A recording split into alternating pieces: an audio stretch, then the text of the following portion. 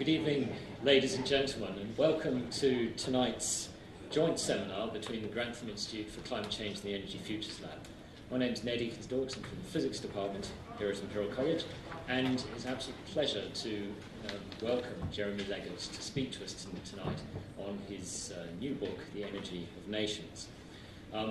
Before I forget, I'd just like to remind you that we're holding a reception after the lecture in the Chemical Engineering Department, so please, if you can stay on behind and talk with Jeremy, you're very welcome to continue to the Chemical Engineering Department, where we'll be holding a reception. So I'd like to say a few words of introduction for Jeremy. He was one of us at Imperial College some time ago. He lectured in the Earth Sciences Department, and he also worked as a consultant to the oil industry at that time. He left in 1989 because of his concern with global warming, and he chose to join Greenpeace as a campaigner. He then founded and is now the chairman of the Solarcentury company, who's the largest UK's largest independent solar electric company. He's recently set up the Solar Aid company, which helps African communities access solar power. Their goal is that by 2020 they will have eradicated the kerosene lamp from Africa. Jeremy has published several books. In 1999 he published The Carbon War. In 2005, Half Gone, Oil, Gas and Hot Air in the Global Energy Crisis. 2009, The Solarcentury. And tonight, Jeremy will tell us about his latest book, The Energy of Nations, which was published earlier this year.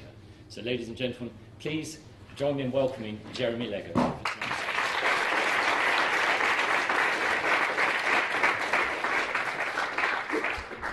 thank you, Ned, and thank you for coming, everyone, after a long day. I would like to start with the financial crisis and the thought that after the events of 2007, the credit crunch and the financial crash of 2008, we now have clear evidence that giant industries are capable of a groupthink that is profoundly misleading and can bring the global economy to the edge, in the case of that particular crisis, to the edge of disaster. We also, I would argue, know that we haven't really learned the lessons properly. You don't have to believe ne'er-do-wells like me on this one. You only have to go to the Bank of England or the International Monetary Fund to hear words to the effect that the measures that have been taken in the wake of that problem have been inadequate, and basically the whole system is still primed for the same kind of systemic shock that we experienced in 2008 and arguably are still feeling the reverberations of. So 2008 was quite a while ago, and library shelves have been filled with books analysing all this. And the second point of departure, before I sort of pitch into energy, is what is being discovered by the neuroscientists of late, and what they and the psychologists are making of the way we think as individuals. And I guess at the time that I had 11 happy years at Imperial College, and for a long while afterwards, I really did believe in the power of rational argument, that if you could summon your alpha male number one argument and present it really well, you would change the way people think. But of course, as some people doubtless in this audience will know a lot better than me, the neuroscientists are discovering that that is far from the case. And the classic textbook, Predictably Irrational, really describes what we're like, what we tend to be like individually and collectively. And with all these discoveries that they've been making, there's a body of knowledge that it seems to me is in desperate need of being connected with what's going on in the financial markets and the energy markets, which I'll get to in a minute. So, as some of you, maybe most or all of you will know, the neuroscientists talk about the incumbency effect, wherein we have a tendency to value something we have over something we might have, that rationally would be a lot better. And so we stick with what we know. We prefer what we know. We have an optimism bias. We're really averse to uncomfortable narratives when we're given the choice of a comforting narrative. And personally, as I sort of go through my experience in the energy sector, I believe I see this kind of thing manifesting time and time again. And that's what I talk about in the book. I tell the story of the last 10 years in linear narrative form. So it just recounts the history of the financial crisis and the systemic risk-taking that I feel I've seen building in the energy sector throughout that period. And I couch it in terms of these discoveries that are being made. So many of the neuroscientists are totally unsurprised by what's gone on in the financial sector and continues to go on. And of course, the same applies to the anthropologists, many of them, who study ancient civilizations through history and what happened to them, and this tendency towards, in the final stages before collapse, to believe in different forms of magic.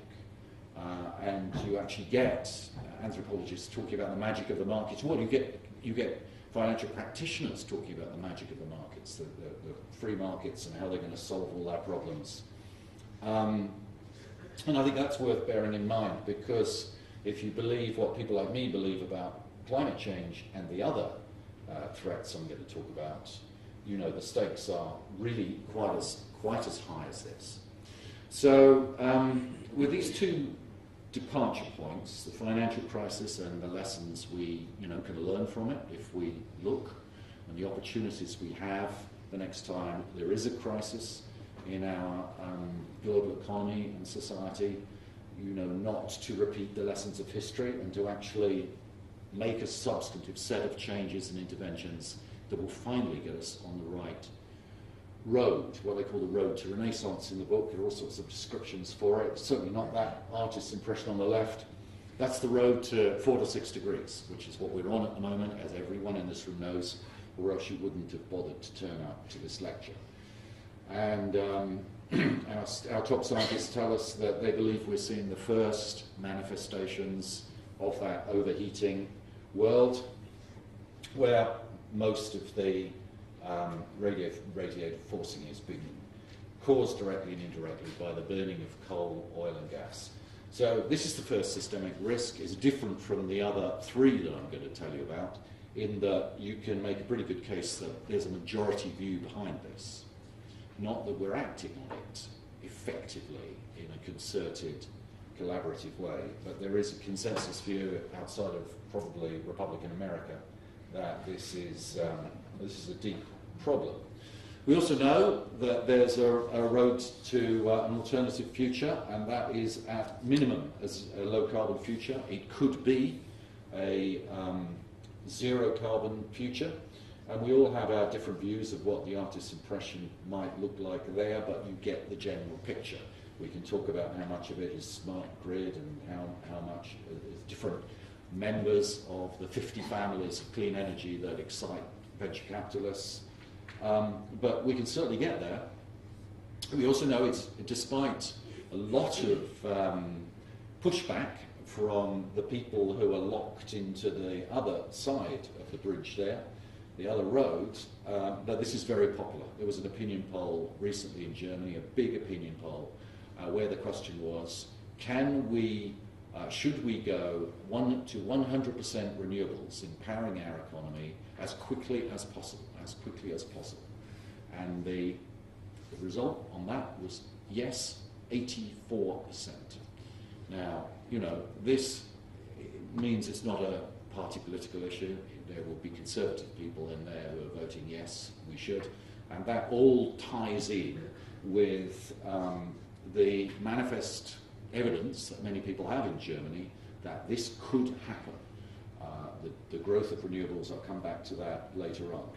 So, the question then is, if it's that popular, and it's also popular in this country, by the way, not so spectacularly, but wind and solar always come top in DEC's annual surveys of what is popular.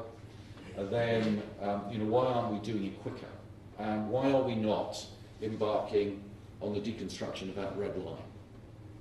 And there's, a lot of bad news in this picture. It will probably be familiar to you. It's from Duncan Clark's book. And you know the main points. Despite everything we've known from the IPCC, we haven't succeeded in making the red line go down yet.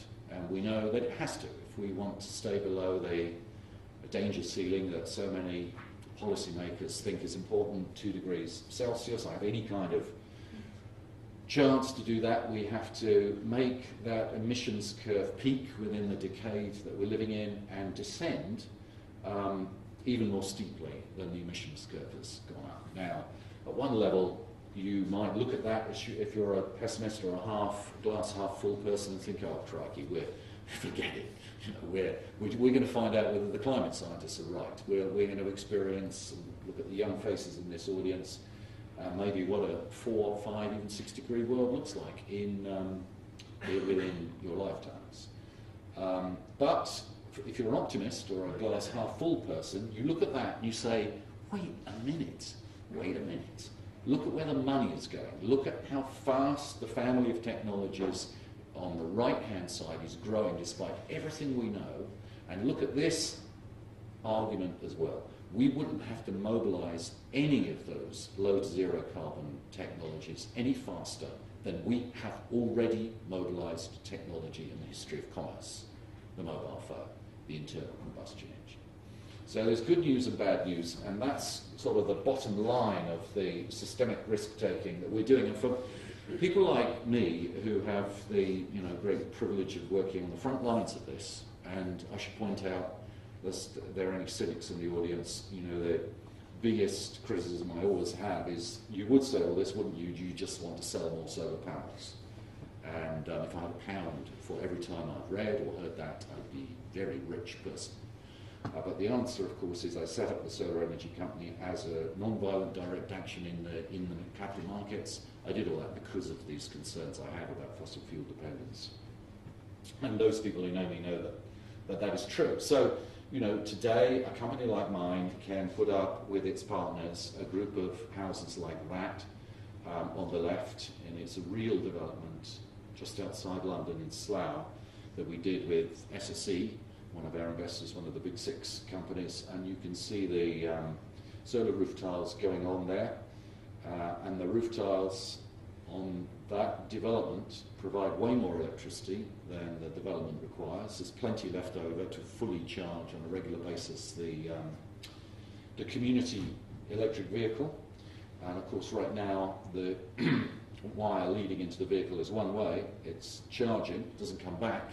So that is another development.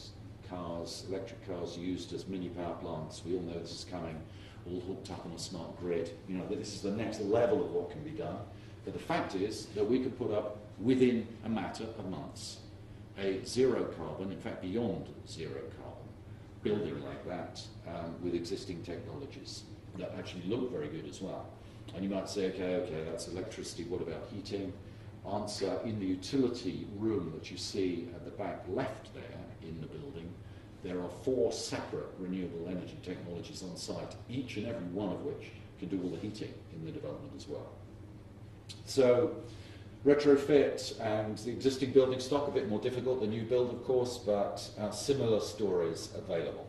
And then you look at what we have lived through in the 13-year history of this company. Here are the young, it's an engineering company, so here are the workforce, a lot younger than the average age of the oil industry, which is, incidentally, for those of you who don't know it, 49, including all the young graduates, 49. The average retirement age is 55.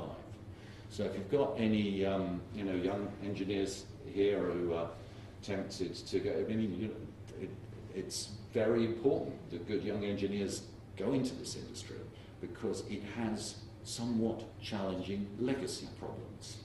You can imagine being briefed on, a 30, 40-year-old oil refinery with all its foibles and leaks and dangers, and by some 54-year-old aging guy who will then say to you, okay, that's your briefing, here are the blueprints, bye-bye, I'm retiring. That's a kind of sense of what's going on in that industry. But anyway, this is a younger industry, and over the last few years, well, it's between 2008 and today, the price of those solar modules you see in the background in a different type of installation of ours has gone down 80%. If you believe, say, the US Department of Energy, what's going to happen between now and 2020 is that the price is going to go down another 70%, the average module price. What this is going to do, if you believe McKinsey, and again, I'm not using the advocates, the people who might have these good news stories within the industry, but dispassionate analysts.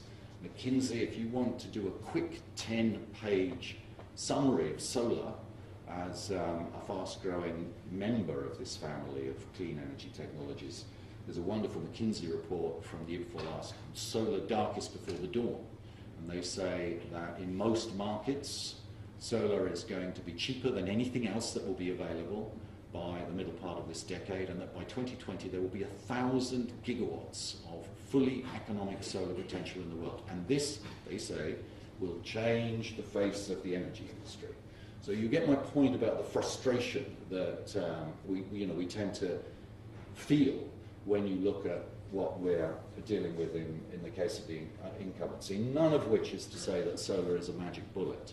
But we can all only operate within our sphere of influence as people, and it's vital that we do, given these challenges, because there'll be no, individual or even group of individuals who can do it for us. It has to be a battle of many, many little advances. So we happen to be very lucky in Solarcentury because we have quite a big sphere of influence, and what we elected to do right at the outset was take 5% of our profits and set up this charity that had, when we started, this ridiculous, audacious goal of getting rid of the kerosene lantern from Africa by 2020.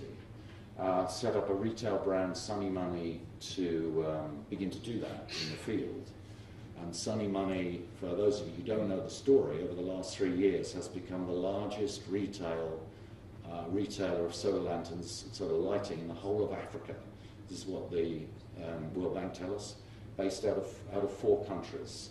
So we've sold 750,000 of these solar lanterns. The profits get endlessly recycled back in to the business. It's 100% owned by the charity. We've made the decision never to sell equity to venture capitalists or private equity people. It's going to be a public good company, and it's growing like topsy, really hockey stick growth with lots of potential. And if you think about this, for those of us involved in it, it's a microcosm. It's only a small thing. I mean, I think the latest estimate I saw is that kerosene burning in Africa is 3% of Africa's oil use. But that's a very important microcosm of what could be done. And it's fully economic. Each one of these lanterns that you see here is saving in the field, believe it or not. It is incredible, but we know it's true. We've done enough field work. In Kenya, up to 40% of a household's annual income. 40%, which is then spent on seeds, medicine, school books. We know where it's going. We do the field work. You can see it in the impact reports. So, do you see my point? This is not a magic bullet, but by golly, it's a microcosm of what can be done here. And that's what is needed if we're going to dismantle this particular systemic threat of enhancing the greenhouse effect. Now, we all know that people are trying. Anyone who's been to the climate negotiations know that most governments turn up there not to sabotage the proceedings, but to try and actually do something about it. There's an awful lot of good intent. But, collectively, for whatever reason, we have not managed to really get on the road to Renaissance at all at these negotiations. And time is so running out. These are scenes from Copenhagen. The young students protesting, treated appallingly by the robo-cop-like Danish police. And the world leaders, leaders, is that the right expression? When you look at what America and China respectively did in how they performed, I don't think there was any leadership on display in Copenhagen. But next big summit is December 2015. That we have to get right. There has to be a real step forward at that. Many people know this. At the top level of the UN, there are all sorts of negotiations going on with governments to try and get world leaders to agree that they will mandate their negotiators to make progress in December 2015. So next year, 2014, is going to be vital in making all these things happen. And that's the backdrop that I want to set for the other risks that I want to be talking about. I don't have time to go into any more detail on climate change because these other risks will overlay this great drama that is going to be played out in the year ahead and in which we can all take part. So, you've seen the rising curve of emissions. That's being bankrolled. That is being bankrolled in the capital markets every day. Across there in the City of London, huge decisions are taken to continue investing in coal, oil and gas, despite everything we know. So what is the net result of that?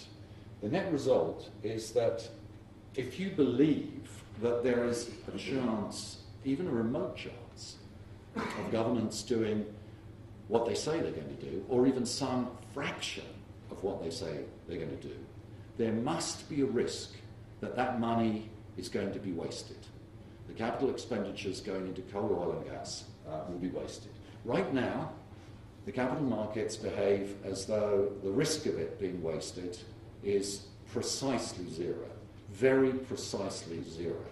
So if you float a coal company on the stock exchange in London, you may have to produce a 600-page report, prospectus, on the benefits of your pensions being invested in that. But you don't have to write a single word about climate change. And if you are an auditor signing off on the company accounts of a fossil fuel company, and you sign off those accounts being very, very careful because you do not want class actions from shareholders and all the rest, do you have to say anything about the risk they're taking, that all these things that are being clocked as assets on the balance sheets are in fact at risk of some impairment? So the question arises, how much carbon is at risk, and how much risk, and what could be done about it? And here, I have to say, I'm a sort of serial chairman. Ned missed out one of the things I'm chairman of, which is I'm very privileged to be chairman of Carbon Tracker, which is a financial think tank in the city, set up by a brilliant financial analyst called Mark Campanale, and is now a sort of magnet for talent from the financial sector, people studying this carbon issue. And what you see, this is, I think, a very good place to start with this particular systemic risk. This is the carbon quoted on the stock exchanges of the world. And Carbon Tracker went company by company and stock exchange by stock exchange looking at this carbon, believe it or not, for the first time in 2011, in the first report that we wrote. Here you see it, 762 billion tonnes of carbon dioxide equivalent split up onto the stock exchanges, the three big ones, unsurprisingly, Wall Street, London and Moscow, and you can see the disposition of the three fossil fuels. So how much of it can't be burnt? And here with the Grantham Institute, our estimate of what you can't burn at 2 degrees Celsius, 900 gigatons of carbon out of a total stock of all fossil fuel reserves of 2,800 plus. So lesson very clear. You get the same message from us, from the IPCC, from the International Energy Agency. The figures vary a bit according to the assumptions, but the message is very clear. The vast majority of the carbon has to stay underground, unburnt. And if you then look at the quoted carbon, remembering that about 3/4 of the carbon is owned by national fossil fuel companies, coal companies, oil companies, so only 1/4 of it is quoted on the stock exchanges. Pro rata, what you've got is 225 gigatons of carbon dioxide equivalent, which is burnable. Now, of course, I put burnable in inverted commas because doubtless we have people here who are experts in the feedbacks of climate change, and you will appreciate that there is more downside risk with amplifying feedbacks than there is upside risk from negative feedbacks. So let's just have a look at what happens if the currently planned capital expenditure goes where it's intended to go in these quoted companies. Here you have it. I'll just show you quickly. You can see how the coal grows on the London Stock Exchange, the oil grows on the New York Stock Exchange, Moscow stays oily. The key point, of course, is that big as that overhang, that carbon bubble was in current quoted stocks, if that capex is invested, then we're behaving suicidally dysfunctionally, and yet that is what is going on with zero risk attached to the processes in the capital markets. So, in the second report that came out in April this year, we looked at the capex figures. We looked at the whole financial cycle. The two figures to concentrate on here, these from 2012, from all the top 200 coal, oil and gas companies. $674 billion in capex. That's what's going in every year. If you think about it over a 10-year time frame into the future, that's a $6 trillion gamble that policymakers will do nothing about climate change. And if you look at what's happening in dividends, what's going back as dividends to shareholders, including your pensions, 126 billion. So there's a bit of a disconnect here. And the moment that I knew, I was very excited by the time the second report came out in April this year, but the moment I knew that we had a potentially game-changing argument was in the panel discussion afterwards, when the oil and gas, the head of oil and gas research at HSBC was asked to comment. There was a panel of 3 people, one from a ratings agency, one from a pension fund, and one from an investment bank. So this gentleman by the name of Paul Spedding said, in words to the effect, I paraphrase but accurately and fairly, he said, you know, I've read this report and I think these numbers are unimpeachable. There's clear evidence that there is a huge carbon overhang, and I combine it with the relative unprofitability that we will get from investing this capex. Because it turns out in all 3 areas you need to be investing more and more and more to get a reducing amount of profit from fossil fuel rigs, particularly in the oil industry. As you may know, those of you who looked at the results of the big oil companies in the last quarter. So these are increasingly unprofitable companies with ever higher requirements for capital expenditure. And he said, it's not going to work. And what I'm going to recommend from now on is that the bank's clients require that the capex is given back to us as dividends, because the dividend flow isn't high enough. If you notice, the word climate hasn't appeared anywhere here. This is just about capital. So you sort of think to yourself, crikey, if every oil and gas analyst in every investment bank said this, we are dealing with an oil and gas industry that doesn't have a functioning business model anymore, because they have to invest the capex in order to grow their reserves, to demonstrate growth, to prop up their declining values. So this was a very exciting moment for me, and as 2013 unfolded, you can follow all this on Carbon Tracker's website. A number of things happened. I'll just select a few off-takes to give you a feel for it. In July, Storebrand, Norway's biggest insurance company, announced that it had read the Carbon Tracker report and was pulling out of 19 coal and tar sands companies because of the fear of stranded assets. This wasn't the socially screened fund, this was the whole portfolio of the insurance company. Following month, in Sweden, one of the 5 pension funds, state pension funds, announced that it would be pulling out of all fossil fuels completely. In Australia, a major local government fund has done the same. And just 2 weeks ago, in Norway, the Labour Party, outgoing from government, changed its policy on the state pension fund. Well, it had been in government. It said, nobody fiddles with our pension fund. We want to invest in fossil fuels, we'll do it. Forget about climate change. Forget the ethics, we just do what the fiduciary responsibility requires. In going into opposition, they changed their tack after an extensive set of briefings from Carbon Tracker, and that then gave a majority in the Norwegian Parliament in favour of moving the state pension fund. This is an $800 billion pension fund. It's the single biggest sovereign wealth fund in the world, bigger than the Middle East ones, and it's owned by the 137 people who live in Norway. Think about that. What they decided to do was move it out of all coal investments. They have a voting majority now in the Parliament in Norway to do that. And there's going to be more of this, I promise you, in the rest of this month and the year ahead. This is a wildly exciting area. And some of us think that we may finally have the fossil fuel companies on the run with this argument. They find it very difficult to argue against. You can have whole meetings with them without the word climate being mentioned, but dealing with very nervous people who really do not like the idea that the capital tax may turn off on them. So that's the carbon bubble in the capital markets and the systemic risk that is building there. And of course it's axiomatic that if we let them carry on with this, you know, they just go on inflating the bubble and making it more difficult to deflate it sustainably. But that's what they want to do. And yeah, very dysfunctional situation. So then you ask yourself, okay, well, what else? Let's look around the sea.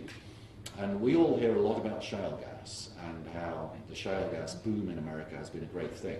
It's driven down the gas price, it's made America more competitive, it is a genuine boom, the gas production has gone through the roof, and in many ways it's a wonderful technology story because it's very much predicated on innovative drilling and fracking. You all read the newspapers, you know what goes on.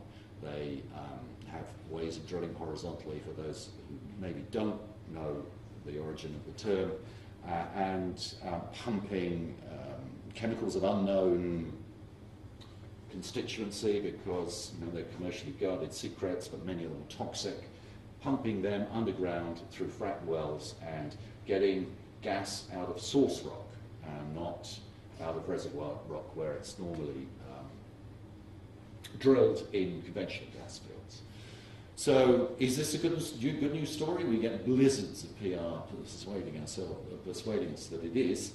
It's in fact a story that many governments lust after importing from America, including our own, at least elements of our own government. But, could it possibly be that this is yet another one of the bubbles that we seem so good at inflating because of our belief systems in the capital markets? And there is a minority view. Now we move from the world of majority views to minority views. There is a minority view that this is indeed another bubble. And how it works is this. You need an awful lot of capital to keep this shale gas production process going because these are different types of wells and the production drops off very quickly. So to keep production up in an overall shale gas field, you need to be drilling lots of wells, and they get more and more expensive as you get into lesser and lesser quality shale plays, as it's called. Now, that's not a problem if you can go to Wall Street and Wall Street remains asleep at the wheel and lends you a ton of money. But it is a problem if you do it in such numbers that you drive down the price of gas and you don't get enough cash flows to be in a position to service the debts. And this is what may be happening in America, because it's a test for your dinner parties when people say this is a very wonderful and profitable thing. Is the American shale gas industry profitable? Is it? Hell. It's losing money hand over fist. And it needs the gas price to go up so that it can begin making profits, or else there's going to be a problem. Bubble may be an understatement. There are people who say this has all the hallmarks of a Ponzi scheme if it keeps going. So we will see how that drama plays out. You notice I'm not using absolutes. I'm not trying to persuade you 100% that this, because I don't know. I'm just saying this is a risk factor that is almost entirely overlooked in the narrative of what's going on over there. Occasionally you get people blowing whistles. So there's the New York Times, insiders sound an alarm amid a natural gas rush. Financial Times, familiar echoes in shale gas boom, and that is familiar echoes of the housing bubble, where, there's similar attributes. So you do get journalists who are not asleep at the wheel. And here's another point I want to make. In the run-up to the financial crisis, with the benefit of hindsight, very, very few people were sounding the alarm. And they tended to be economists and far-sighted journalists. To my knowledge, and people like me, there wasn't a single person or player from within the incumbency, from within the financial services sector, who was blowing a whistle. There's indications some of them knew what was going on, but there's no public statement that, wait a minute, we have a problem. In the case of shale, and the one that's coming in a minute, oil, it's different. There are people within the oil and gas industry speaking out. There are more of them. They're in some cases very senior. I chronicle all this in my book. I talk about who the players are. I don't have time to go through that now. But here's a thought for the ladies in the audience. There's a possibility of a gender issue here. So one of the prominent whistleblowers in the run-up to the financial crisis was, of course, Gillian Tett at the Financial Times, the deputy editor now. And she didn't really, by her own admission, have a clue what a complex derivative was. Well, of course, we now know that neither did the CEOs of the investment banks. In fact, they held their hands up in Congress and said that only the whiz-kid MBAs with Excel spreadsheets knew what was going on in the products. Don't blame me, I'm only the CEO. But there's the possibility of a similar story emerging here with the shale. So this lady's picture you see here, and there's her report on the right, is Deborah Rogers, and she's an investment banker. She's not a ne'er-do-well agitator, trying to fashion a world of renewable energy like me. She's an investment banker. And just as Gillian Tett saw what was going on without understanding what a complex derivative was, I think I'm putting words in her mouth, but this is basically the message. What she could see as a PhD-trained anthropologist was a bunch of male bullshit. And it could be that we have a similar example here, because she's written this report, and you ask her, why do you think that it's a scam? How could it possibly be a scam? And she said, I know these boys. I know what they do. And then when you think about it, could it really be this bad? Could it be a Wall Street scam?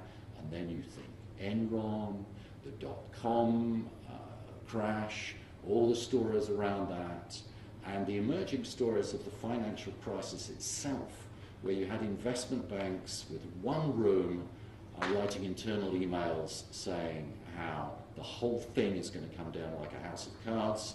These bundled up securities are a bunch of crap, to quote from one email, and in the next room you had people selling those securities to the clients of the bank. Many of us believe, I'm one of them, that the malfeasance was so prevalent that actually the regulators have had to come to the conclusion that they just draw the line with people like Madoff and the really egregious examples, and let all the other people with their fingers jammed in the till off pretty much scot-free. So, another set of dramas to look at there. And then, of course, let's assume it's not a bubble, it's not a Ponzi scheme, that it becomes sustainable in America. To become sustainable, the gas price, by the way, is going to have to go up in America big time. But you notice in the rhetoric of the current government here, they want to import shale gas. Why? So they can bring the energy bills down, because they'll have cheap gas, like the Americans have got. There are times when you study the patterns of play here, you wonder who is advising these politicians. Anyway, so here's a very productive shale gas field in America, and that's a typical produced water pond with the water pumped back up to the surface. And this is, of course, what elements of the government want to do in the UK. And this is the first well in the south of England wasn't even a fracked well, but it was the first well that might have been fracked. And there you see half of the Sussex police force accompanying the drill pipes through to the drill site, and the locals and the imported and the protesters who came in from outside the area there to greet them. And you think to yourself, is this the future? Is this the best we can do? And of course, we in the clean energy industries have a very firm answer to that. And as I say, there are days when you can't invent it. So these are headlines that come from adjacent days. The Wall Street Journal, one day, global gas push stalls. Now, there's a whole set of stories here. If I was in the Royal School of Mines, where I used to lecture, we could have a good talk about the reasons for this, but just, to select a few. Water in China. There are whole towns running out of water now in Texas because they've sold their aquifers to the developers, and now there's no water coming out of the taps. The Chinese have a water problem and real concerns there. Poland, the quality of the shale. Exxon actually drilled 3 wells in Poland and pulled out completely. The Polish were and are desperate for shale because they want to escape the yoke of Russian gas. Anyway, so global gas push stalls on the Wall Street, and the very next day in the Financial Times, Chancellor backs gas to fire up Britain. I ask again, who is giving the advice here on this kind of thing? So final systemic risk that I talk about, and then I will endeavour to be more positive, because this isn't just a story of doom and gloom and people being suicidally crazy and it all going to end in tears. I think there is a route out of it. I'm not sure there is, but I think there is. I call it the road to renaissance. I'll get to that. But the last one is about oil. So I've sort of talked about coal, particularly in the case of the carbon bubble, gas in the case of shale. Now we'll be the oil. And here again, here we go in the way we deal with these debates. We polarize so quickly. We get into these belief systems that the neuroscientists know so much about.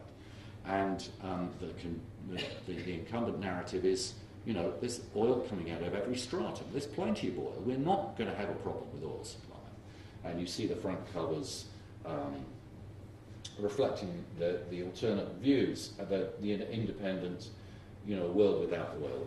There'll never be a world without oil. There is indeed plenty of oil. This is not what the debate is about. The debate is about deliverable flow rates of affordable oil in a timely fashion to meet global demand. That's what the debate is about. And should global demand keep edging upwards, and should global supply drop off and be unable to meet it, that's the third great global energy crisis.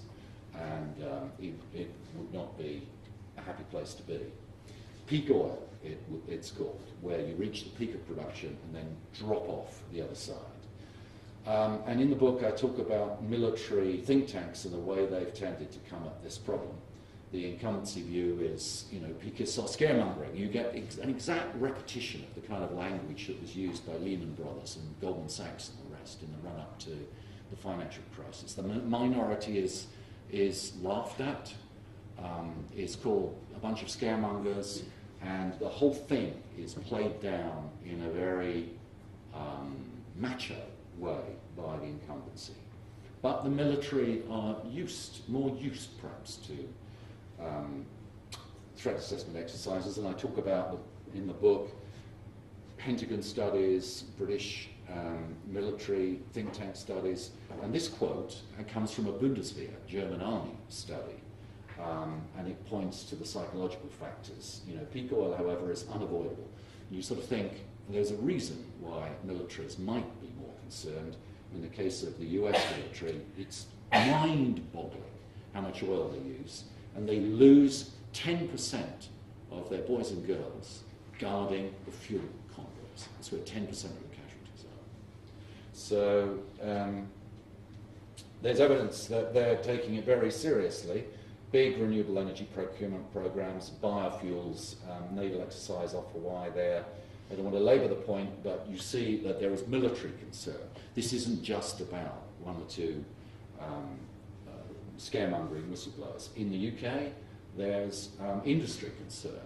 So my company joined together with various others and produced a report in 2010 where we said, we're really worried. We think there's severe risk here. We don't believe the incumbency narrative. We don't want to get caught out like we were with the credit crunch. Let's do something about it. Let's try and soften the landing, alleviate the risk. Virgin, we're in that. SSE, one of the big energy companies. Stagecoach, Arup, big engineering firm. My own somewhat smaller solar energy company. And this is what we thought in 2010 would be the most likely outcome. You see the two demand projections of the day there, and you see our fear that when you crunch all the numbers, what you see from 2015 onwards is a descent, 1% per annum net depletion. Even Shell, good for Shell, they took part in the exercise, they don't see any way that those kinds of fears about demand can be met. And they opt for a plateau. They say, no peak oil, there'll be a plateau, provided, we're allowed to plunder the tar sands, get unconventional oil, do, a dozen different things that society would have to tolerate, then we can stay on a plateau. But we should worry about demand if we look at what's going on around the world. And here, just one example for you, a pointed one from Saudi Arabia, where, with all the oil revenues, glass cities are being built in the streets. These are two adjacent views, actually, some years apart. Actually, they're from Dubai, but you get the principle. And in the chart, if you remember one chart from this talk, please let it be this one. This is from a Citigroup analysis. Occasionally you get people in the investment banks blowing whistles as well. If the Saudis manage to keep their crude and natural gas liquids production up around 14 million barrels a day, there's a huge if there for many of us who worry about the state of the big oil fields in Saudi Arabia. And if they keep burning oil domestically at the rates they are today, 8% a year, because they're burning a lot of oil in electric power plants, consumption will cross with falling exports in the window 2025 to 2030. That would mean that Saudi Arabia would have not a single drop of oil to export to the rest of the world. Now, you think how old you're going to be, for the younger folk here, in this window if this happens. Now, do the Saudis know they have a problem? Yes, they know they have a problem. There are regular speeches about this.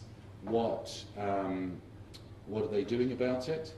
They are going to deconstruct, they say, the burning of oil in electric power plants. How are they going to do this? You might think, based on the oil industry's rhetoric, that they will find it very easy to do simply by going and finding a few more oil fields and opening them up. But actually, when you look at the oil fields they have been opening up recently, they're old fields, they're sour, they're not the light, crude fields of the kind that they had in abundance in past decades. And their proposed solution, the Saudi royal family talks about this, is nuclear and solar. That's how they're going to knock out the oil-fired power plants. Good luck to them with that. I don't know where they get the cooling water for the nuclear, but solar, they help a bit. So one other chart to go home with if you haven't seen this one before. It comes from the International Energy Agency's World Energy Outlook in 2008. Now, this chart depicted for the first time what was happening in currently producing crude oil fields, where they went field by field around the world and did their analyses. For the first time in 2008, you might say, crikey, this is the International Energy Agency. Why didn't they do it before that? Well, I don't know what the answer is to that. But you see what happens. It goes down at 6.7% a year from the end of the previous decade. And this is a really serious depletion factor which can accelerate, as they said in that World Energy Outlook. And of course, the IEA being the IEA, they cannot blow whistles really as loudly as other people can. And so they say there is a way to get up to projected demand above 100 billion barrels a day. We don't have time to go through those oil species. But what I talk about in the book is, what IEA officials say off the record to the press when they're whistleblowing, what IEA officials have said to me in private about the prospects of doing this, bringing on 6 Saudi Arabias of new global production to close the gap. And the answer is they don't think there's a snowball's chance in hell of it happening. But you have to read between the body language to actually see that. Now, the hype of the incumbency belief system around how actually we're doing really well, look at what we're doing in North Dakota and Texas, we're reversing America's oil production. Yeah, that's another amazing technological feat. They've lifted production in North America by something over 2 million barrels a day by fracking oil, primarily fracking oil out of shale. But look at what they've had to do in order to get that 2 million barrels a day in a world that is consuming 91, and where that 6.7% reduction of existing crude fields, that's 4 or 5 million barrels a day of production, that 2.5 million barrels a day has required more than half the world's drilling rigs outside the former Soviet Union and China. How about that? How many times do you see that in the papers? You see it on the specialist websites. Those of us who worry about this call it a Red Queen race. So, the Red Queen in Alice in Wonderland, she was the queen who had to run faster and faster just to stand still. That's what this industry is doing. And the IEA, to be fair to the IEA, has, flirted with blowing whistles, and in some cases has done so. If you look, when the oil price started to rise in 2004, before that, they sided with the incumbency. We were all scaremongers. But from 2005 onwards, there were warnings, an apocalyptic warning in 2006. World will face oil supply crunch within 5 years.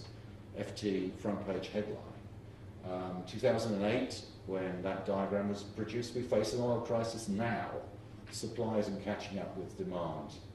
At this point, little or no mention of shale gas, tight oil, shale oil you might call it, and of course throughout a reluctance to even use this vilified term, peak oil. Then in 2009 we start seeing shale gas coming in as a game changer, but right through to 2011, our memories collectively are so short.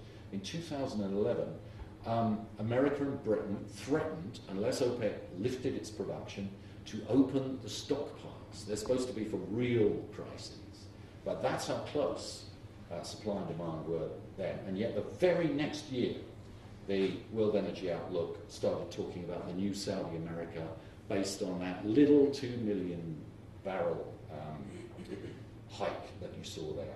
This year, just out, last month, they've returned to a degree of coded warning about this. So, you survey these systemic risks that are being taken and that are growing in the energy markets as I analyse it. You think, what's happening? How are the belief systems manifesting? What can we learn from the financial crisis about what's going on in the energy crisis? And I talk about all this in the book. The bottom line will be clear to you now. There is a massive pushback by the incumbency defending its belief system. And I just want to tell you one anecdote from all that I could in the book of what I've seen, what I've heard, what people tell me, politicians, lobbyists, the works. I'm 100% clear in my own mind what's going on here, based on my own experience, often behind closed doors, with people who trust me not to use their name or dog them in it. So here's one guy who is a senior executive from one of the biggest PR companies in the world, and he's working for a group of large energy companies, and he's guilty. So he takes me out for a coffee, sits me down, he says, I want to make sure you understand what is happening to you. He doesn't mean me personally or my company, he means clean energy. These are the words he used. They are using black arts to try and kill you. This is the energy incumbency, the big utilities, the big oil and gas companies. And two of the things that they can do with these storyboards that the PR companies script for them at just the right times to inflict maximum damage on clean energy industries. If a wind turbine's gearbox produces a few sparks and one or two flames even, that can get onto the front page of a tabloid newspaper read by 4 million people. The horror, you know, the thousands of people who have to be evacuated, the toxicity of the resulting environmental disaster, front page. And the thing that really gets us, and what you see played out very effectively in modern politics, is that green taxes are going to rise every year. If you repeat, there's the element of Goebbels in this. If you repeat the myth often enough, it becomes understood wisdom among the publics. And the myth is your energy bills, power and electricity, are going up because of all this green stuff that's happening, the feed-in tariffs, the subsidies that are going to green energy of various sorts. Anyone who just scratches the very surface of energy policy immediately discovers that actually what's really behind it is the wholesale price of gas, the majority of the price hikes. The green measures, the market enablement measures, are a minority. And of course, they're an investment. And they were supported by the government in opposition. The Conservatives in opposition referred to the feed-in tariffs as being too low for renewable energy.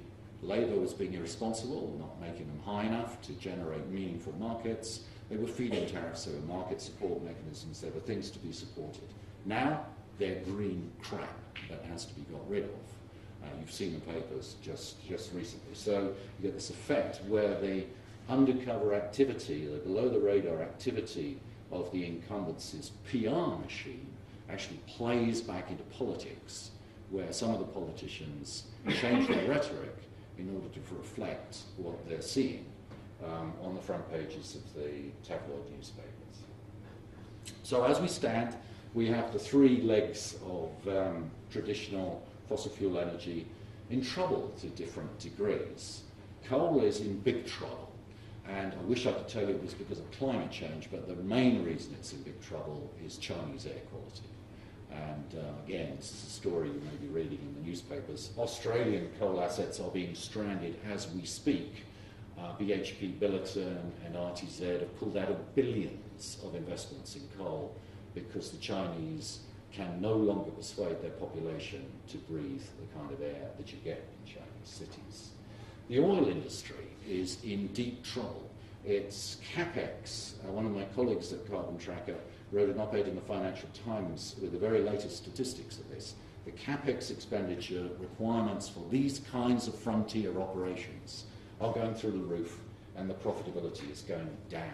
Shell, in its last quarter, had to write off $2 billion of investment in US shale. How about that for a phenomenon that's doing really well? Gas is beginning to face problems of its own. Gas is, according to the gas industry, really resurgent. We've lost that mantra that said gas is the bridging fuel to the low-carbon future. We used to hear that a lot. I would be rich if I had £1 for every time I'd heard that. You don't hear it anymore. Gas is the bridge to the unconventional gas future. And if you look at what the utilities are saying now, they're out in the open.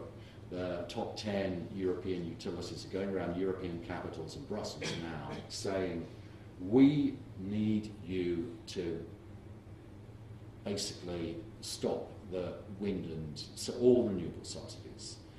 Gas is the future. Gas is how you deal with climate change. GDF Suez are involved in this, RWE, E.ON, Iberdrola, all the big ones are there.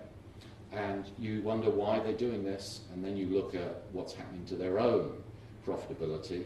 In 2008, the top 20 European utilities were worth €1 trillion. They are now worth 500 billion euros.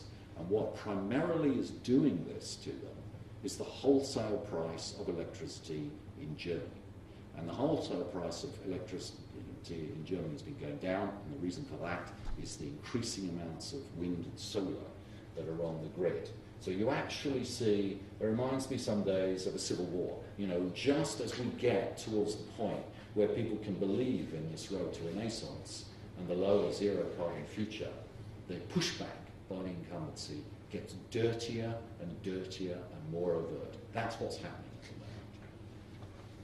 So, to conclude, Our future will not be shaped, I regret to say, my conclusion is, it will be wonderful to think we can all get together and come up with rational policy responses. It won't. It'll be shaped by shocks.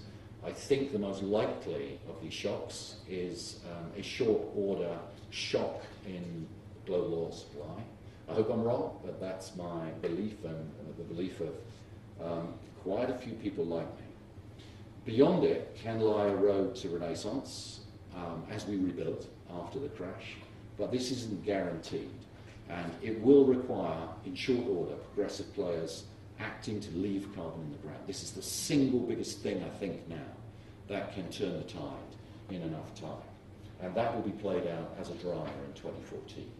So the road to renaissance, can it happen? I think so. I don't know that it can happen, but in my book, and this will be a separate lecture to talk about this in detail, I have 5 premises for it. The power of context. You know, when we're really faced with clear and present evidence of danger, we can act. Global leaders did that once the financial crisis started to unfold around them. Arguably, they headed off the worst of the impact of the financial crash. They have the opportunity to do that again in clean energy after the third great global oil crash. I have great faith in the readiness of clean energy for explosive growth. I hope I've intimated a bit of that just from my own vocational experience, but you just look at the growth rates now of these technologies and markets, despite all this effort to hold them back by the backward-looking elements of the incumbency.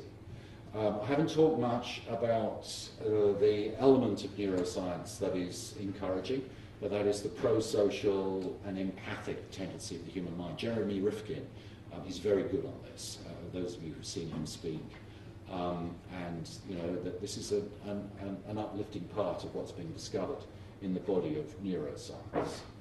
The increasing evidence of people power, and here I look at Germany, where almost half the renewables are owned by people and communities.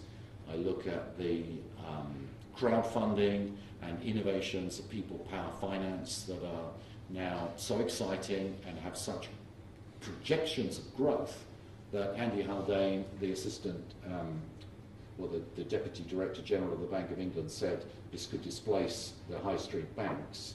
And then the intrinsic pro-solar nature of clean energy.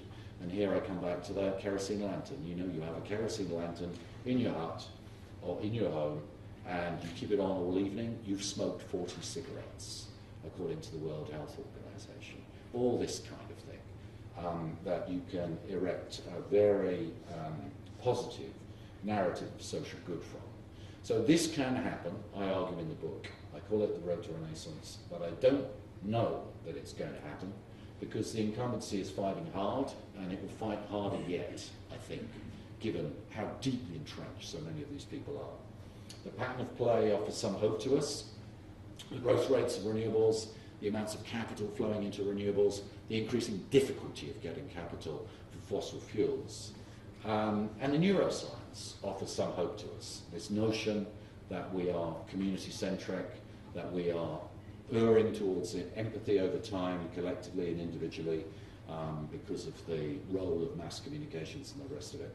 But make no mistake, it will be clear to you by now, my belief very much is that the fate of civilization hangs in the balance, and I hope that each and every one of you coming here tonight can operate within your sphere of influence to do the very best that any of us can do within that constraint to get a happy outcome beginning next year. Thank you very much for listening.